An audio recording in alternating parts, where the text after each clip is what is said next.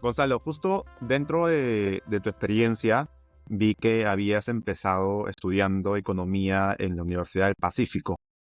¿Por qué decidiste dedicarte, luego de estudiar economía, a producto? Bueno, eso creo que es una buena pregunta. De hecho, el otro día hice como un post más detallado de esa historia y realmente eh, hubo un pivot en algún momento de mi carrera. Yo estudio economía en la Pacífico, me parece de hecho la mejor universidad para estudiar economía. En el colegio, digamos, me iba muy bien, quería encontrar una carrera que me pudiera retar desde lo analítico y a poder desarrollar ciertos skills. En ese momento, cuando yo arranco la universidad, ya yo estoy arriba de los 30, entonces esto 2011 no había realmente digamos, un desarrollo de toda la industria y roles de tech y producto en Perú. Entonces por eso economía me parecía como una muy buena alternativa.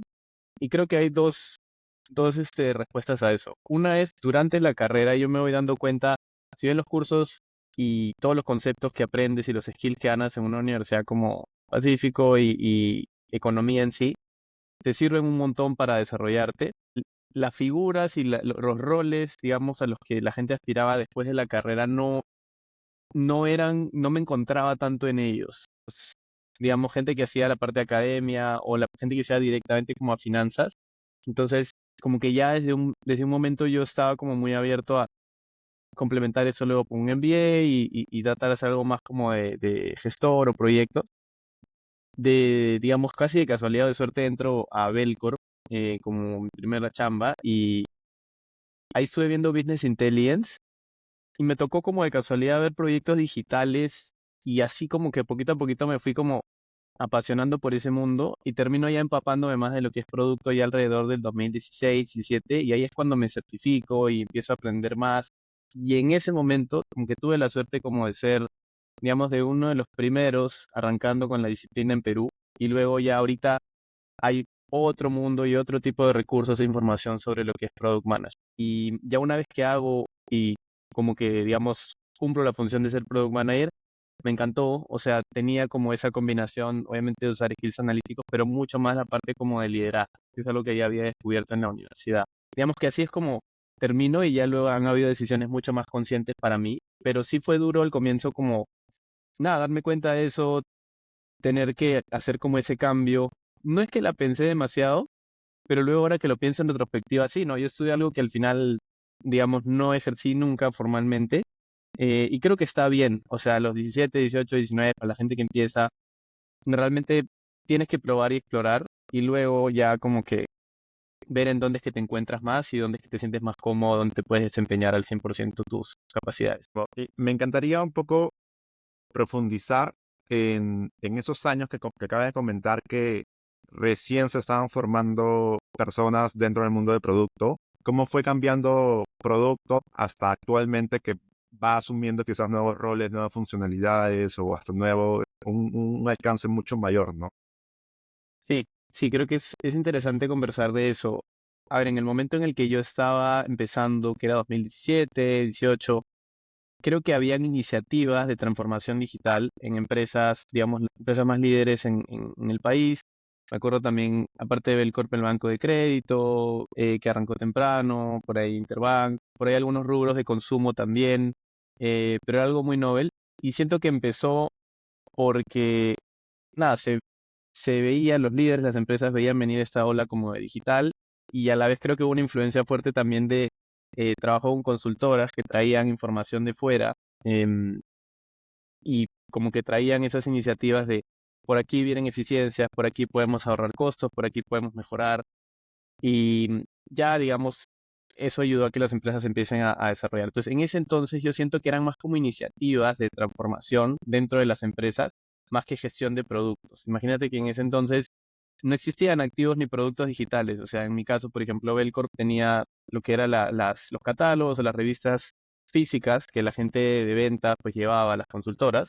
Digamos que no existía todavía como una página o un activo, o digamos que era muy incipiente el volumen de ventas digital. Recuerdo más o menos que en ese momento estaba como en 1% y en lo que me fui más o menos terminamos llevándolo como al 5%, que igual seguro hoy se queda corto. No tengo las últimas cifras, pero debe estar mucho más arriba porque ya cambió, ¿no? Y eso fue en ese entonces. Y siento que eran iniciativas de transformación y el nacimiento, digamos, de las primeras activos digitales. Hoy yo creo que ya es muy distinto. No solamente son iniciativas de transformación como que con líderes de proyecto y algunos roles de Scrum, sino ya es, digamos, muy tangible que hay áreas completas que se dedican a ver producto o que se dedican a ver growth y o áreas que se dedican a ver la parte como estrategia digital. Entonces ya es como hay mucho más de este desarrollo de cada una de las disciplinas y por lo tanto también desarrollo de líderes en cada una de ellas y de, digamos, rutas de carrera y las empresas ya lo van como poniendo un poco más formal, ¿no? Me acuerdo cuando hago mi primer salto después de Belcor, casi que los roles de producto, cada empresa pues ponía lo que más o menos creía que había y los rangos de sueldos también, si bien siguen siendo bien amplios, como que en ese momento, pucha, era totalmente sujeto a negociación porque eran como que roles totalmente nuevos, ¿no? Cuando pasó de Belcorp a Licor me pasó esa negociación fue así como bien abierta de que, pucha, no, recién estamos como aprendiendo qué cosas son estos roles y nada, fue chévere estar como parte de esa primera ola y ya hoy hay mucho más desarrollo de esa disciplina, gente formándose, grupos, instituciones y cursos donde tú puedes como ya prepararte para cualquiera de esas, sea producto, growth, ops, o sea, hay un montón alrededor de lo que está pasando en digital. Claro. ¿Cómo podrías resumir qué habilidades debería tener un perfil de producto para el 2025? Claro, a ver, yo creo que separaría las habilidades como en dos grupos. Unas tienen que ser habilidades un poco más hacia lo técnico y otras habilidades un poco más blandas. Entonces, habilidades más para el lado técnico, creo en cualquier rubro, sobre todo para alguien que empieza y que va a tener trabajo como hands-on, tiene que haber capacidad de análisis de datos. Eso puede ser sustentado con técnicas de estadística básicas y también como manejo pues de software desde Excel, que era, se hacía en mi momento. Creo que hoy ya SQL es como un must-have para cualquier persona. En mi caso, cuando yo arranqué no lo era y yo luego me he tenido que hacer ese upskill más adelante. Ese análisis de datos es fijo. Después también como tema de, digamos, gestión de proyectos, también creo que es importante formarse en eso y tener como esas habilidades de poder tener técnicas de priorización, definir impacto, hacer business cases, todo eso desde el lado más como de lo técnico. Incluiría que si es posible para alguien que aspira a ser product manager, complementar con no solamente la parte como de SQL y manejo de base de datos, sino ya gestión de proyectos, digamos, de implementación de desarrollo, tipo GitHub o cualquiera de estas plataformas, también entenderlo bien. Si pueden ir un poco más allá, también ya los fundamentos de tech, desde qué cosa es un API, qué cosa es cloud, así digamos que no para que tú vayas a ser un desarrollador, sino para que tú puedas como entenderlo y comunicarlo al equipo. Eso desde lo técnico. Pero más importante, creo que son las de soft skills. Entonces yo diría ahí, muy buena capacidad de ser como un conector, orquestador, estar al medio del proyecto y poder conectar negocio con desarrollo, pero también ser muy bueno conectando lo que está pasando para el equipo de ventas o para el equipo de marketing. Literal, creo que eso es fundamental. Busca un trabajo que es más como en silos o tener como poco exposición a equipos, no le va a ir también en producto. Segundo, habilidades de comunicación, súper clave. O sea, tienes que saber cómo comunicar, así como vas a trabajar con múltiples equipos, la comunicación no es la misma con cada uno de ellos, ¿no? De repente con stakeholders va a ser comunicación mucho más al punto, y con bullets muy concretos, con el impacto y las iniciativas, pero también tienes que poder tener conversaciones más profundas de interpretar lo que fue un research con el equipo de UX o con el equipo de diseño también para darle vueltas a una propuesta de diseño y con el equipo de desarrollo también poder comunicar esa visión de lo que tú quieres hacer en el siguiente quarter o en el siguiente sprint y poder hacer. Entonces comunicación me parece clave. Y la tercera, yo creo que es un mix entre como resiliencia y flexibilidad. No hay como una sola receta para gestionar productos en general. Siempre van a haber como semanas distintas, momentos diferentes. Los productos a veces tienen picos, a veces tienen de repente momentos que no les está yendo tan bien, o un feature que tú pensabas que te iba a ir bien, no, y luego de repente viene una semana, digamos, de alguien del C-level y tienes que ver cómo manejarlo. Eso pucha, impacta y tienes que estar preparado para ser resiliente y manejarlo, ¿no? No solamente seguir un plan establecido, que eso es lo que decía de Project Management, sino cómo te desvías del plan, ¿no? Hay una frase que siempre me acuerdo de uno de mis primeros jefes que es como, los planes no sirven, pero siempre es mejor tener uno. Y creo que eso es algo que he llevado mucho en mi carrera y se cumple como Product Manager. Genial. Has participado en diferentes comunidades desde la universidad. ¿Cómo crees que te han ayudado estas experiencias en la postulación a tu MBA que estás llevando ahora? Buenísimo. Yo creo que es fundamental para cualquier persona que quiere desarrollarse en su carrera, fuera de producto incluso, tener espacios donde puede estar expuesto a oportunidades de liderazgo y de gestionar proyectos o de ejercer todas esas habilidades que mencionaba desde el lado de los soft skills. Entonces, algo que yo siempre he buscado, primero por mi personalidad, o sea, me gusta involucrarme un montón en todo y sobre todo en cosas que me apasionan, ¿no? Esto que es como de desarrollo de carrera o comunidades en temas como de tecnología, producto, pero también como en deportes. Entonces yo diría, fuera del tipo de organización, como que siempre intenten buscar esos espacios para que puedan como desarrollarse.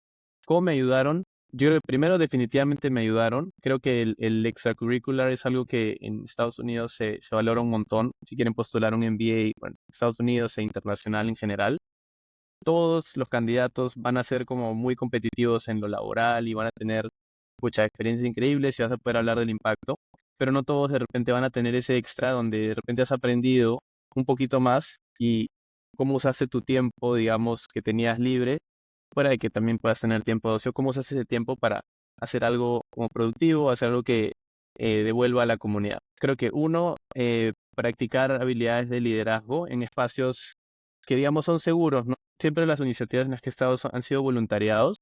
Por ahí en algún momento intenté hacer una empresa, ahora en el MBA estoy también metido en un curso de startups y por ahí tengo unas ideas que quiero desarrollar, pero voluntariados creo que es un muy buen espacio seguro donde si eres proactivo y tienes ganas de ayudar, vas a poder hacer. Entonces creo que ese es uno.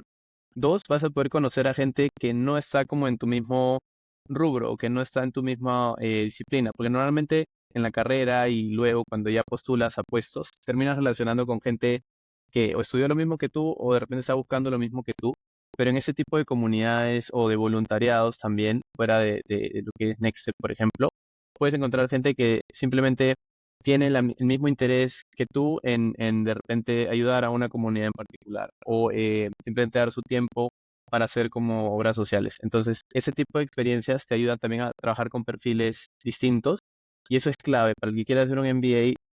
Ahora, por ejemplo, que lo estoy estudiando, perfiles son muy diversos, o sea, tiene gente que no solamente vino de consultoría y de temas más como hacia negocios, sino tiene gente que ha estado como metido en el mundo de educación o temas como de clima o temas de salud. Entonces, es muy importante poder trabajar con todos esos perfiles y creo que sí. Y tercero, bueno, creo que te diviertes un montón, creo que haces un grupo de amigos fuera de la carrera y fuera de lo que es el trabajo. Eso es algo que siempre he querido hacer, como tratar de aprender lo más posible de la mayor cantidad de gente y este tipo de iniciativas y comunidades me han servido bastante para ello.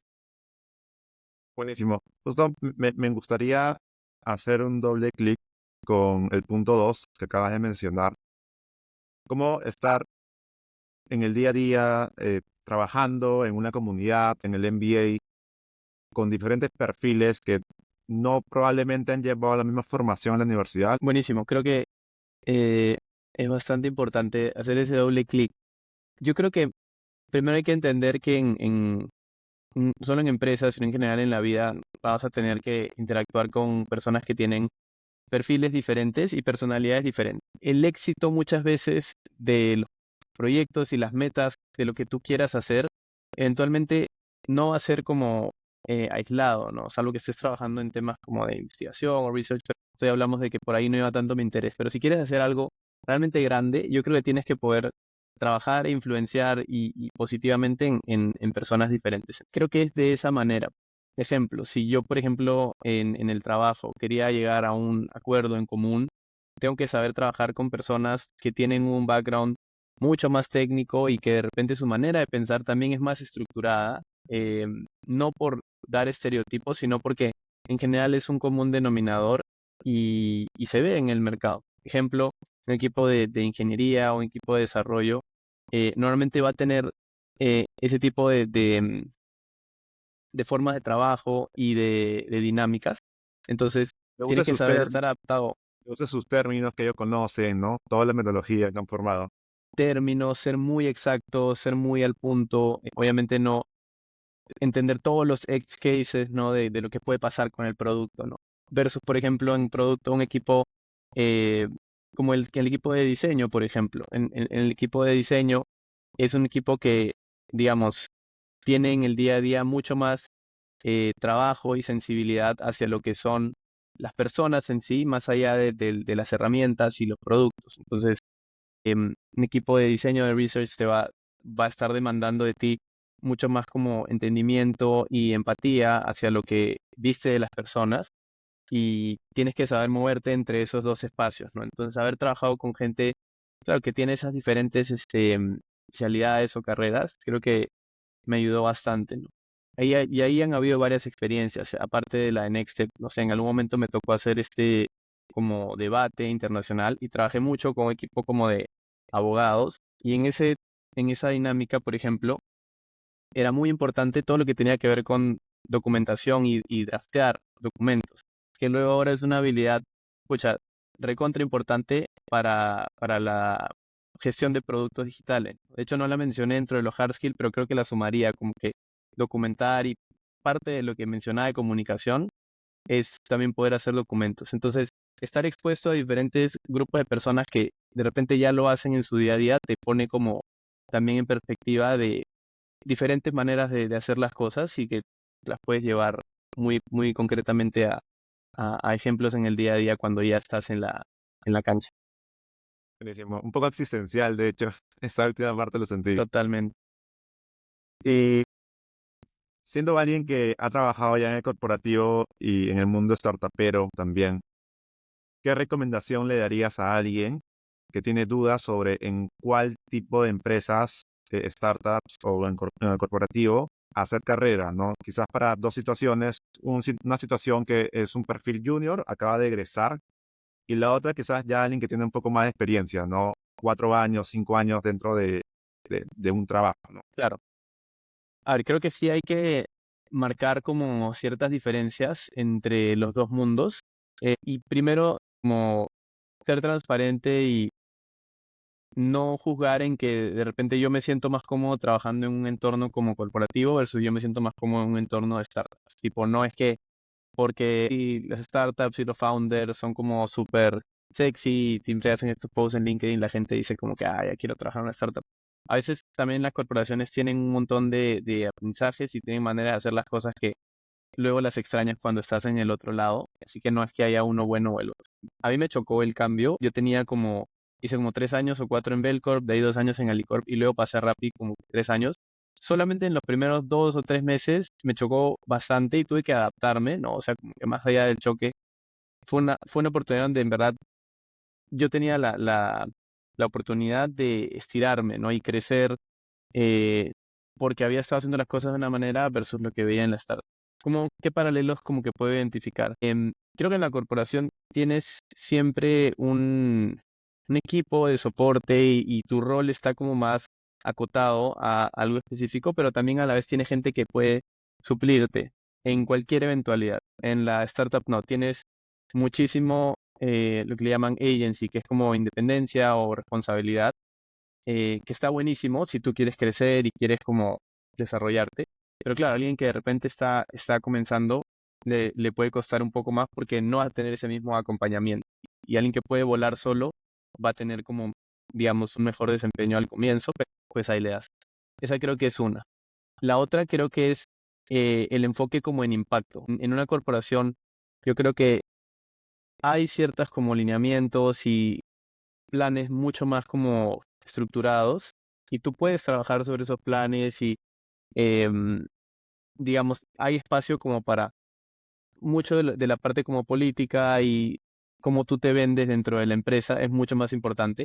En la startup no, en la startup es como impacto. Entonces, por más bonito que tú pintes y hagas como slides, y me pasó al comienzo mucho de tratar de vender iniciativas, es como, ya, pero el accountability va solo por el impacto, como que no es que, ya, eso va a funcionar luego, sino qué pasó la semana pasada, cómo vamos a llegar a la meta que no cumplimos, cómo cerramos el gap. Esa experiencia en Rappi me sirvió un montón. Al comienzo fue como te digo, oportunidad de crecimiento, pero me sirvió bastante. Yo creo que esas dos son como las principales, y la otra ya es una capacidad más como de resolver literal situaciones, y creo que eso sí lo hacía bien en las corporaciones, como de estar hands-on y hacer que las cosas pasen, y una de las cosas que me llevó a startup pues, pero hay gente que de repente le cuesta un poco más. Entonces, para un junior que recién egresa, yo diría, creo que si no has trabajado nunca en ninguna empresa y sientes que por tus habilidades sí te necesitas en este momento todavía como acompañamiento o coaching de alguien que te ayude a crecer, o no te sientes todavía en la confianza de poder tomar proyectos por tu propia cuenta, estaría bien empezar como en una corporación para que tengas esa experiencia de 1 año, 2 años, y alguien que recién arranca todavía tiene tiempo, tenerlo en cuenta, versus alguien que de repente ya como junior, no sé, ya en la universidad hizo cosas y de repente arrancó algo, que ha tenido su propio negocio, aunque sea vendiendo cosas, ya es alguien que de repente va a tener un poco más esa cancha para que una startup destaque, ¿no? Entonces sería esa un poco como la recomendación, primero en base al perfil de uno y después a lo que quieren lograr. También es súper válido que alguien que diga, oye, yo no he tenido esa experiencia y de repente temprano ya quiero tenerla, la pueda tener, y pues a partir de ahí crezca o ya vea qué puertas se le abre. Para alguien que ya está como más en una posición de liderazgo, que de repente ya ha estado trabajando, sí tiene que preguntarse ese cambio a dónde lo va a llevar, ¿no? O sea, yo estoy haciendo una línea de carrera en una corporación, en una empresa de consumo masivo, en una consultora. Yo cambiándome acá, voy a perder de repente un poco ese como piso, voy a de repente hacer cosas que hacía como contribuidor individual, y voy a tener que estar mucho más hands-on en la startup. Entonces, tener eso en cuenta, pero va a ser una oportunidad importante de crecimiento para donde yo quiero llegar. Ejemplo, en mi caso, más o menos que yo estaba en esas, en Alicorp sí tenía 2 reportes, y cuando paso a Rappi, igual el rol como Senior Product Manager no tenía como un reporte directo al comienzo. Más adelante ya los tuve. Fue bien diferente, porque no es que yo volteaba y ya planeaba y veía con el equipo, no, yo tenía que ejecutar todo y estirarme y casi que darle eh, bastantes horas a esa parte del trabajo. Entonces, ¿por qué lo hice? Porque yo sí quería trabajar en una empresa de tech, porque sabía que a donde quería ir era tech, y ahorita que estoy en el MBA, estoy buscando reclutar para empresas de tecnología. Esa experiencia de Rappi me sirvió un montón, es una empresa reconocida en la TAM y acá también, porque tiene VCs que lo fondean desde acá en Estados Unidos. Tener eso en cuenta de a dónde quieres llegar para ambos perfiles, ¿no? Creo que esa sería mi recomendación.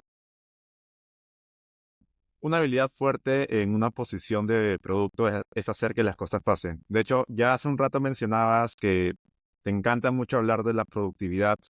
Podrías pasar horas hablando sobre eso. Y aprovecho también este comentario que hiciste.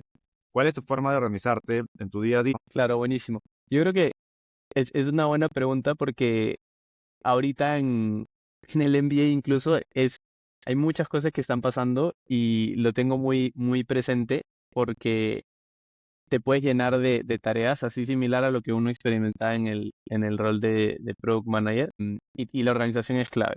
Fuera de mi personalidad, yo creo que es importante definir qué, qué es lo que quieres lograr. Yo lo hago primero como en un scope un poquito más amplio de lo que es la semana o el día, en lo personal, y posiblemente ahí encajan cosas como de trabajo, ¿no? ¿Qué cosas quiero lograr? Pueden ser temas como en el trabajo o aprender nuevas habilidades, y ya luego qué hábitos me refuerzan o me van a ayudar a llegar a esas metas. Pueden ser dedicarle horas, o de repente el número de veces que hago algo, ¿no? Hasta incluso cosas como de alimentación. Todo ese planning que puedes hacerlo como semestral o al año y tal, lo llevas a hábitos, esos hábitos siempre al calendar. Creo que timeboxing es la mejor manera de como tener accountability de las cosas, y luego, si eventualmente no las cumples o no, las puedes ir arrastrando. Pero ya en una dinámica más del día a día, para, por ejemplo, alguien en producto, yo creo que semanalmente sí tiene que haber una revisión de prioridades. Se puede hacer bien al final de la semana o bien al inicio. A veces también la semana es agobiante y tienes que ver en los momentos en que los puedes hacer.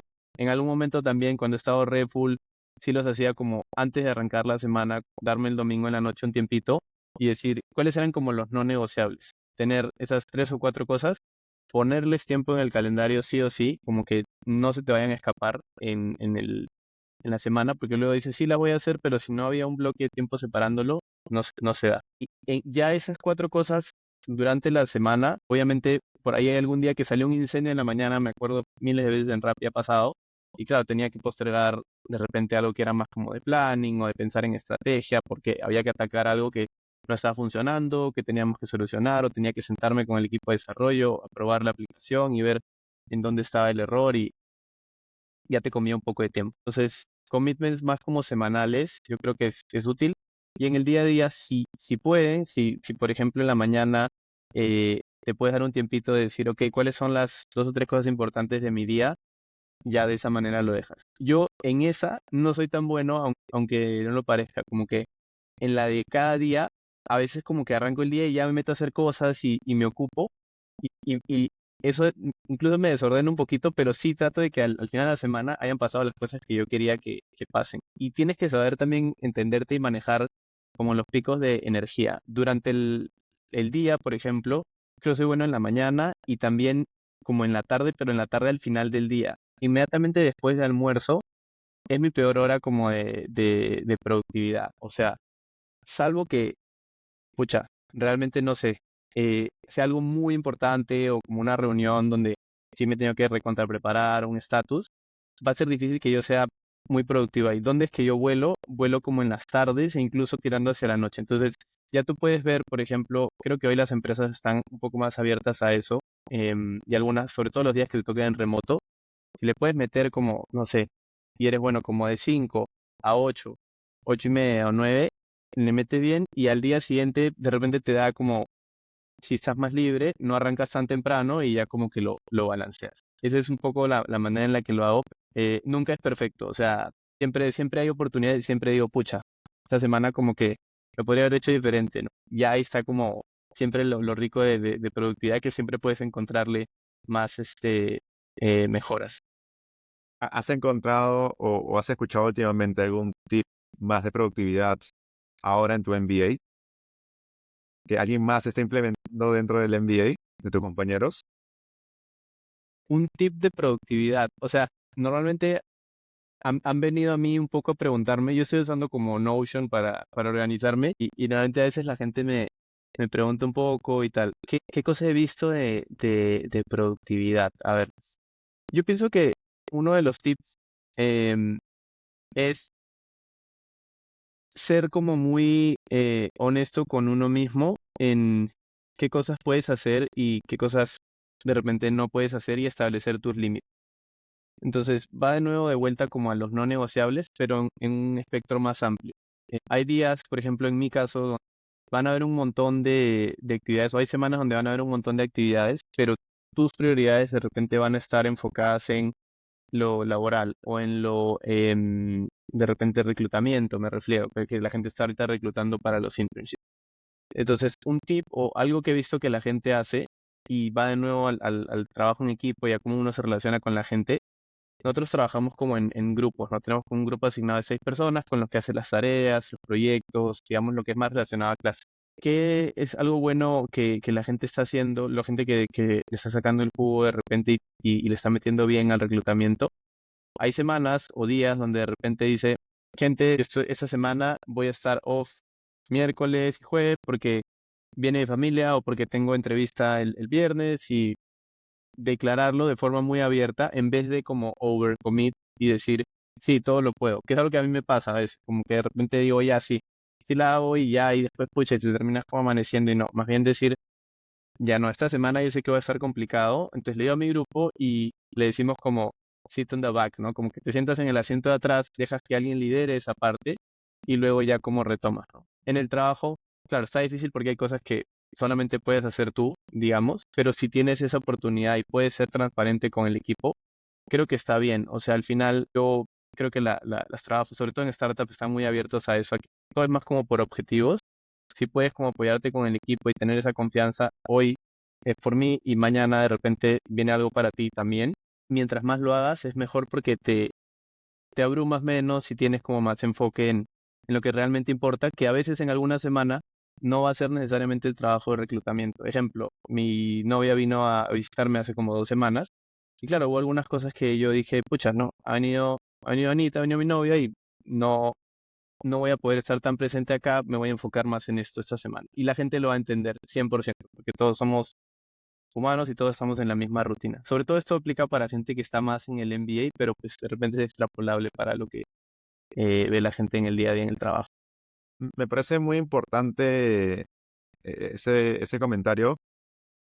¿Crees o sientes que es un poco latino de la gente latina que acepta le es difícil decir que no cada vez que puede recibir alguna actividad, versus quizás ahora que estás ya más en interacción con personas de Estados Unidos o de otros continentes, que sí son más claros y más directos en comunicar que no pueden porque tienen otros compromisos, ¿no?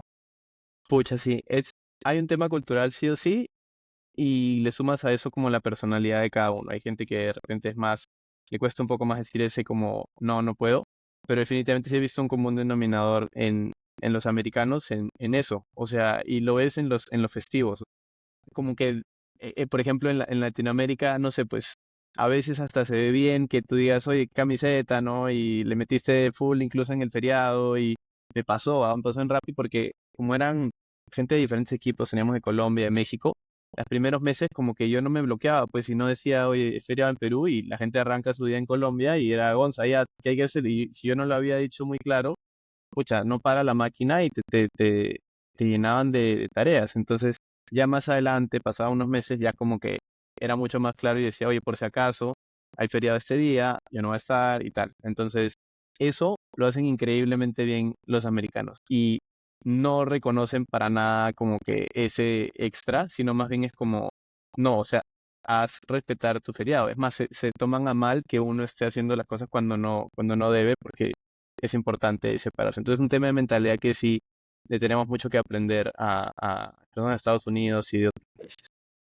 Genial. Regresando a la parte de producto, Gianfranco Rosales comentaba en un post que el producto consistía bastante en 30% problemas del usuario, 20% gestión de la política interna y 50% de manejo de expectativas. ¿Qué opinas al respecto de este post? Sí, justo vi el post el otro día, de hecho como que se lo comenté. Creo que estoy relativamente de acuerdo con el balance. Sí le sumaría, no sé a qué categoría le bajaría de repente a todas como por igual, porque la proporción está buena, pero sí le metería como bastante enfoque a lo que es el tema de ejecución. O sea, si de repente, no solamente como ejecutar y hacer, pero sí el determinar qué cosa hacer, que va en línea en lo que te decía de esos no negociables de la semana, si hay que meterle tiempo y posiblemente no es ni política interna, ni manejo de expectativas, ni problemas del usuario, sino es el, el tiempo en el que uno toma decisiones y lo pondría como una categoría que se llame estrategia, estrategia slash como ejecución, pero no tanto en ya las reuniones y tal, sino ese tiempito antes, como que tomarse esa pausa y decir el qué es lo que voy a hacer y ya lo demás, herramientas, el roadmap, los OKRs y tal, va a salir y va a tener que hacerlo sí o sí, pero es muy importante ese tiempo. Y me ha pasado muchas veces no hacer bien eso. Al comienzo, sobre todo en Rappi, como que me atareaba mucho y como que avanzaba, pero luego mirando para atrás era, pucha, claro, esta decisión que tomé de repente muy a la ligera al comienzo, mira todo lo que arrastra, ¿no? Porque arrastra ya no solo el trabajo de desarrollo de otros equipos, sino también lo que viene para el producto, porque el producto evoluciona hacia donde tú decides. Entonces, creo que le sumaría ahí un capítulo como de estrategia. Y fuera de eso, sí, muy de acuerdo que problemas de usuario muy importante. Y pues entre expectativa y política interna tiene que haber también ahí un porcentaje relevante. Yendo ya a la parte del MBA, ¿cómo es una semana típica dentro del MBA?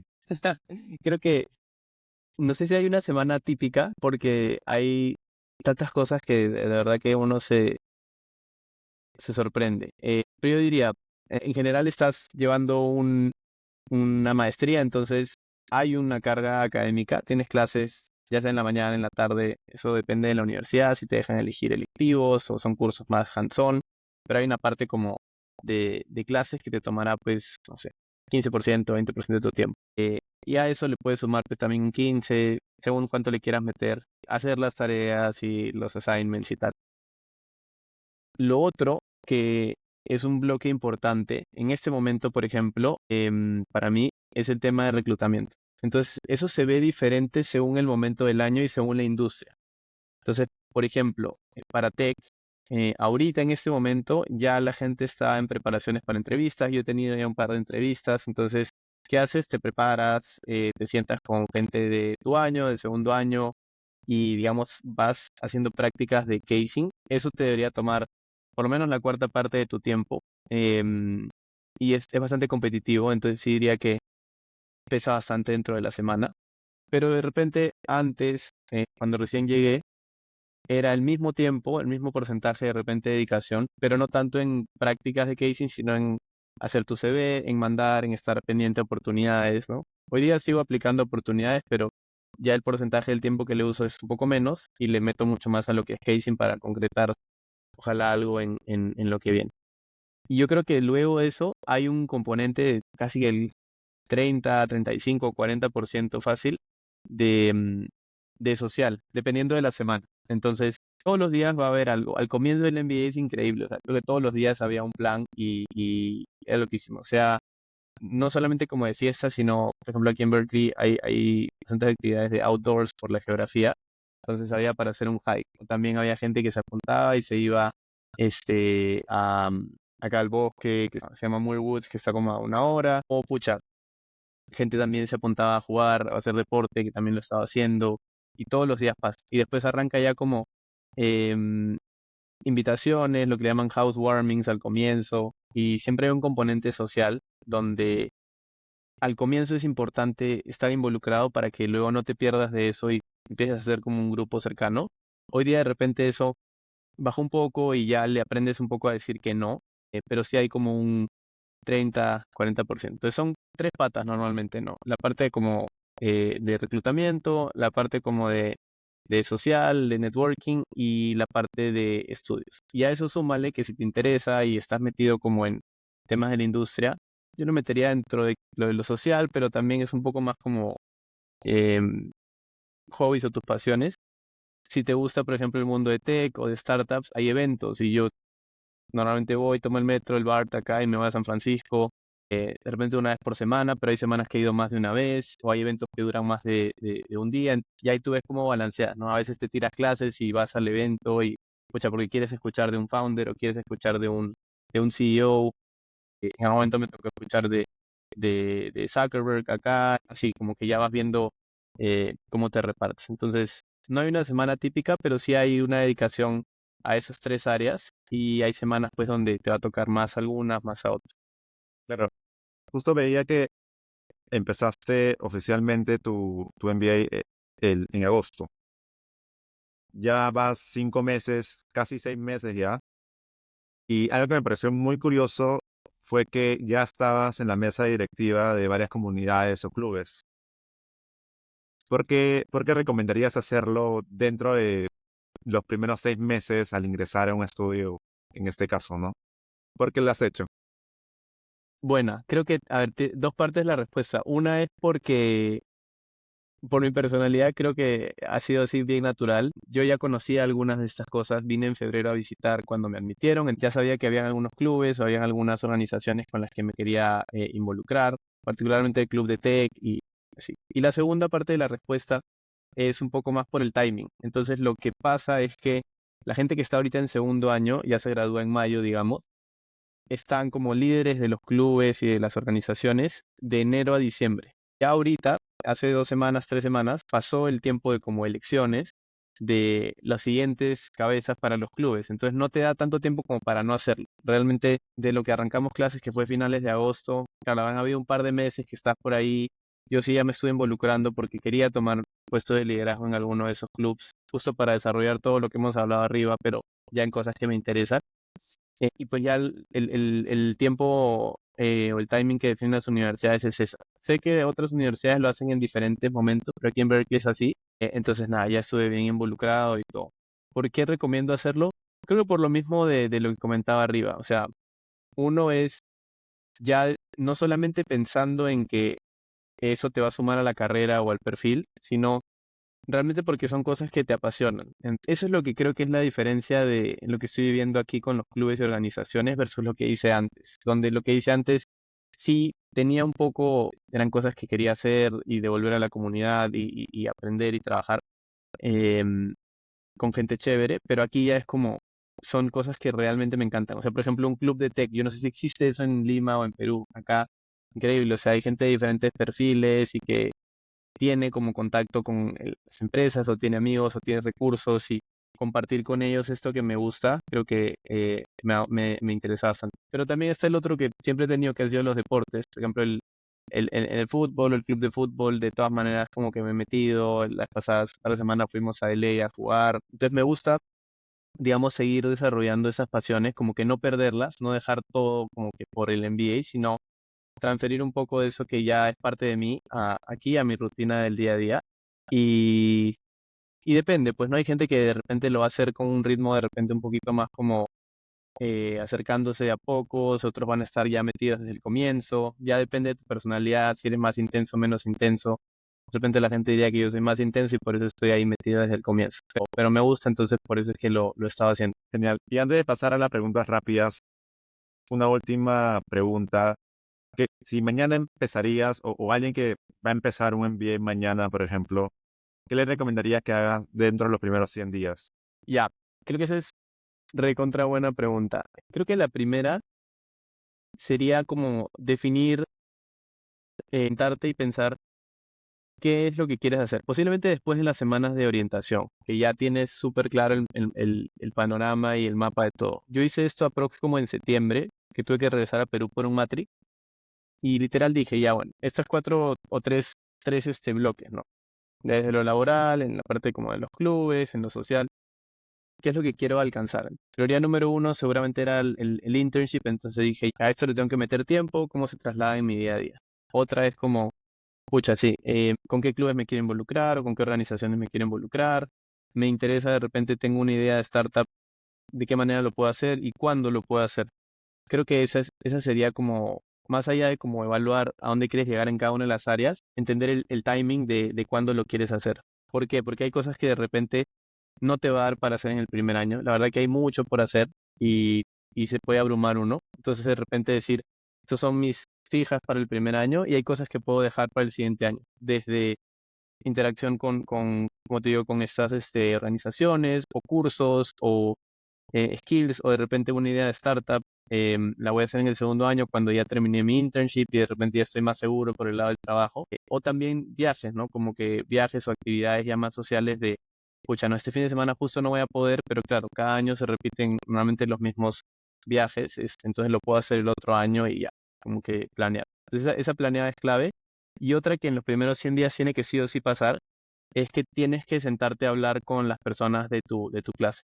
Lo vas a hacer porque te lo van a incentivar con las actividades y hay dinámicas y todo, pero hazlo también de forma como voluntaria con gente que te parezca interesante para lo que sea, no solamente buscándole sacar algo, ¿no? Como, sí, él me puede recomendar esta empresa, ¿no? Genuinamente buscar conocer a la gente y claro, como en todo espacio social vas a encontrar personas con las que de repente, pucha, oye, con él me llevo un poco más o siento que tengo más en común, entonces ya le paso la voz para la siguiente y de repente él también y de repente otro que, pucha, no lo conocía tanto y hablé, oye, mira, teníamos esto como en común y esta otra persona de repente sí va a estar dentro de mi círculo, va a estar dentro de mi clase, pero no vamos a estar cercanas porque sus intereses de profesionales van a estar por otro lado, pero igual lo tengo como alguien dentro de mi círculo. Entonces, todo es networking y creo que esa parte también eh, importante.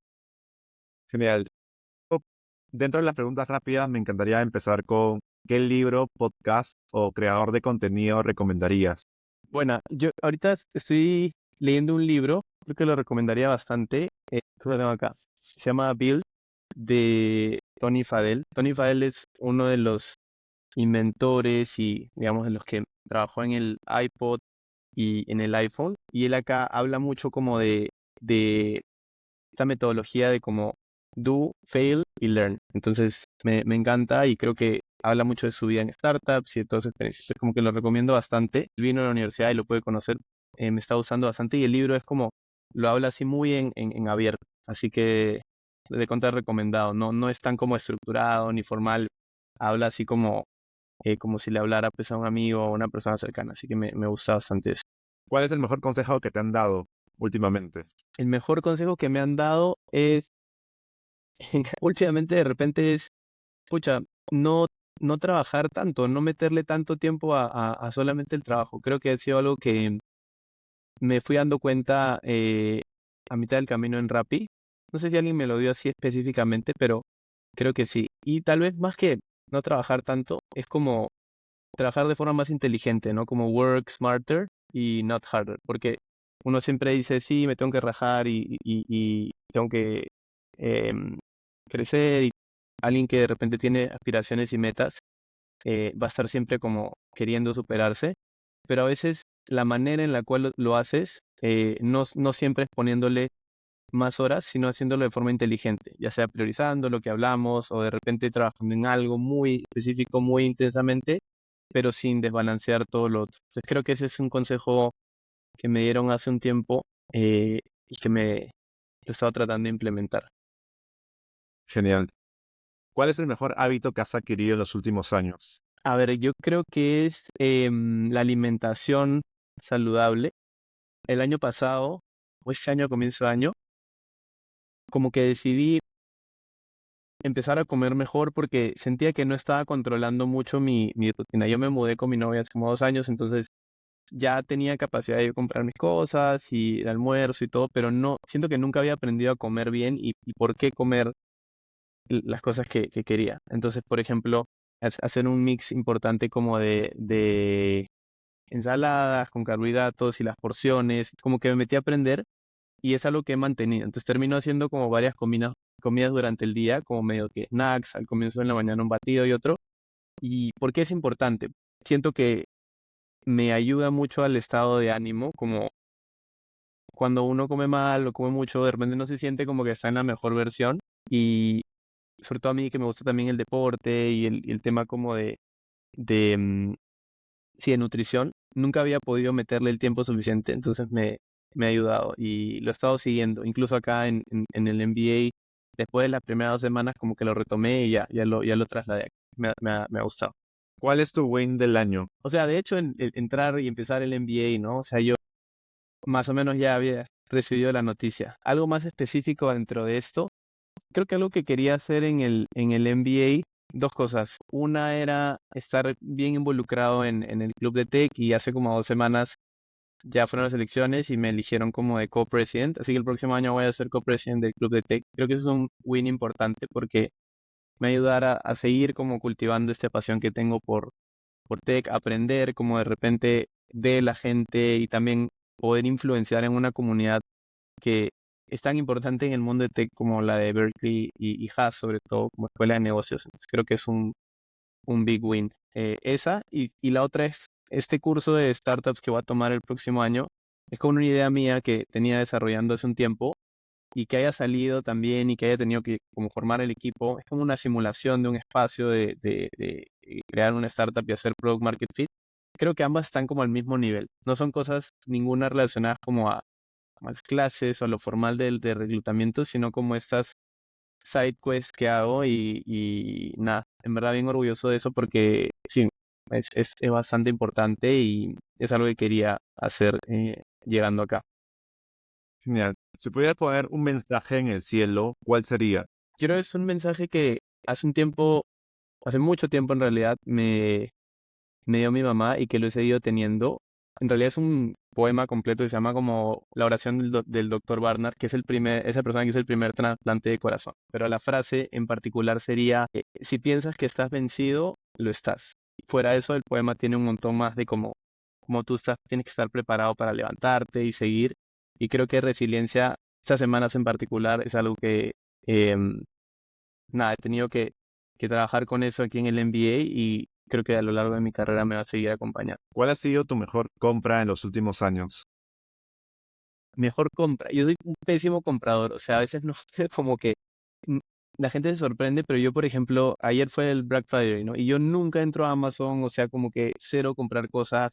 Espero como que a literal ya sea Navidad, o a veces viene Anita, mi novia o mi mamá, y literal me dicen, oye, ya tiene que cambiar esta casaca, y me la terminan regalando. Y yo normalmente no me compro. ¿Qué me compro a veces? Zapatillas de fútbol, cosas de deporte, eso sí estoy ahí como al tanto, pero soy pésimo comprador. Mi mejor compra ha sido mi laptop slash tablet. Me compré una Surface Pro para el MBA y nada, me encanta. O sea, creo que es una buena combinación de una tablet donde puedo escribir y hacer como brainstorming y tal, pero también a la vez es como una computadora ya bastante potente y creo que sí, creo que ha sido de las mejores compras. Esa y mi departamento en Lima, diría, pero pues esa ya ha sido una compra mucho más estructurada. Claro, eso ya es otro ticket, Jeff. Sí, sí, sí. Bueno, ¿con cuál creencia o mito que hayas escuchado no estás de acuerdo? Creencia o mito que hayas escuchado. O pensamiento también. Sí, yo creo que a veces la gente piensa que uno no es bueno en algo y que por eso como que nunca lo va a poder hacer. Y yo creo que más bien no. O sea, muchas veces las personas que terminan siendo exitosas o que terminan siendo desempeñándose mejor en algo es porque le dedicaron más tiempo y se pudieron como superar. Entonces para mí sí hay una correlación importante entre el tiempo que uno le dedica a algo con lo que lo hace. Y te sorprenderías como de la cantidad de gente que de repente dice, oye, ese tenía un talento natural para eso, versus alguien que se dedicó y la siguió y la siguió y la siguió. El que la sigue la consigue, creo que es algo que sí se cumple en la realidad, pero hay gente que más bien piensa como, pucha, no, yo ya no soy bueno en esto, entonces de repente no le voy a meter. Un ejemplo, los podcasts, tip para lo que estás haciendo, seguro ya lo sabes.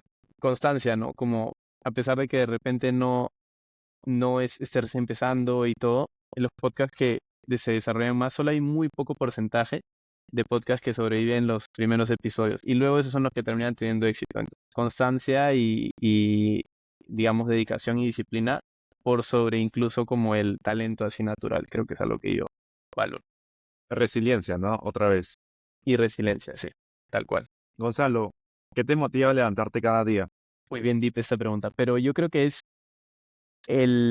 como la promesa y la digamos, esperanza de a dónde quiero llegar en, en lo personal, en mi carrera y sobre todo como con mi familia. Yo creo que más que el día a día que me está encantando, si hay un día difícil, por ejemplo, donde me cuesta levantarme, es como si voy allá y digo, ok, ¿por qué estoy haciendo eso? Es de repente porque en 20 años este esfuerzo de estar acá afuera del país y lejos de los amigos y la familia, voy a estar en un lugar como mejor y voy a estar en un lugar como tranquilo, pero toca como de repente hoy día meterle e invertirle. Entonces, eso se va a ver como solvencia, seguramente financiera, pero también como en aprendizaje, en yo estar en una situación donde diga como que, wow, como que invertí bien mi tiempo, mis años como de ya no tan joven, pero de todavía joven y de energía en hacer algo que vale la pena. Creo que eso es lo que me motiva, como que esa promesa conmigo mismo de que en unos años estar ahí. Gonzalo, muchas gracias por el espacio, me encantó y nada, espero que te vaya súper bien en todos los proyectos que ya estás emprendiendo por allá. No, buenísimo, gracias a ti por el tiempo y estaba buena esa la conversación.